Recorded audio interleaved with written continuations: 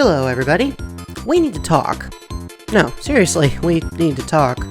And we're not the only ones. As it turns out, pretty much everyone on the planet needs to talk. Communication is a fundamental part of, well, everything.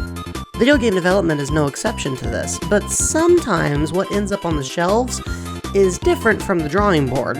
Not because it was intended, but because someone either forgot to send a memo or else sent way too many. So today, let's take a dive into some gaming history and briefly break down 3 games that were drastically derailed by communication crumbling.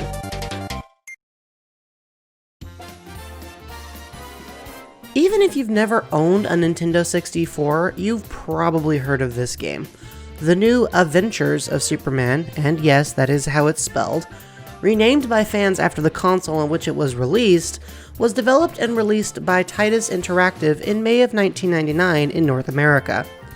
It's widely regarded as a repetitive, disastrous mess of a game with an excruciating mix of tedious tasks, fake difficulty, crummy draw distances, and boring, if not utterly nonsensical, narrative.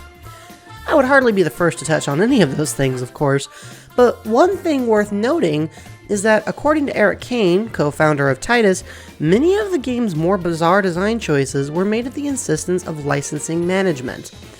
As a result, the game that was planned got repeatedly mangled until what we got was, well, this. Just for some examples of licensing mismanagement, the virtual environment of the game was implemented because of the higher-ups insisting that Superman wouldn't be allowed to punch real people. Superman's limits on his abilities are also cited as being caused by the suits upstairs. While of course this isn't to say that the game would have been brilliant without managerial meddling, there's a fairly clear indicator that Superman 64 might have been a lot less infamous if overbearing mismanagement hadn't made the devs actively relieved to be done with the game in the first place.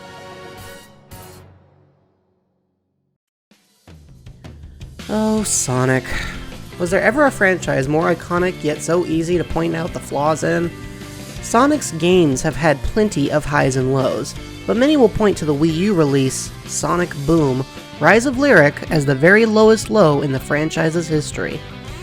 As seems to often be the case with games that end up failing, Rise of Lyric was plagued with communication problems.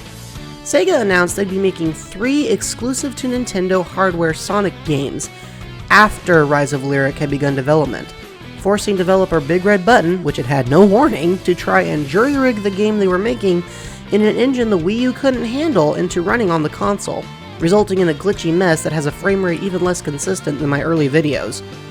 And that's not all. The story was mangled by poor communication too. Big Red Button worked to develop lore for the franchise, only for Sega to step in and have the TV show's writers completely rewrite the game's story well after development had begun.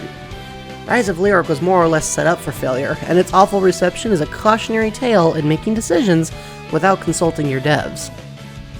The cartoon is still pretty fun to watch, though.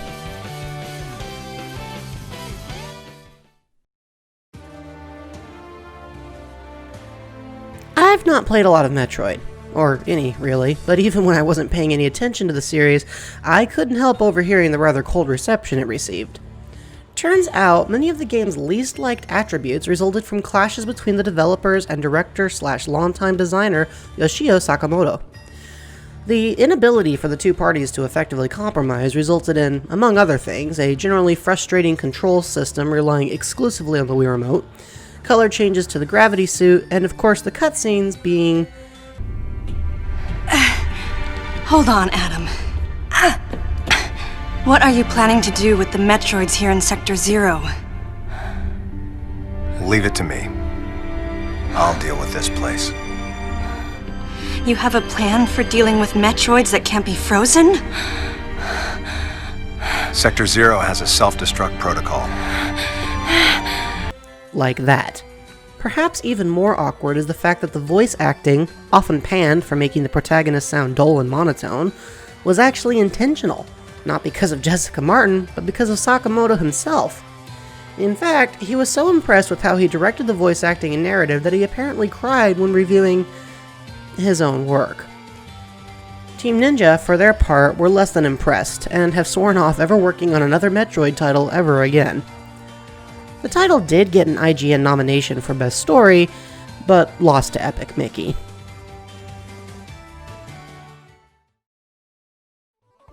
Obviously, this is just a bird's eye view of how communication can drastically impact a game's development, but it's readily apparent that if you want a shot at releasing a successful title, you should at least try to make sure the folks involved are on the same page. Mixed missions, vivisected visions, and decimated dreams may otherwise ensue.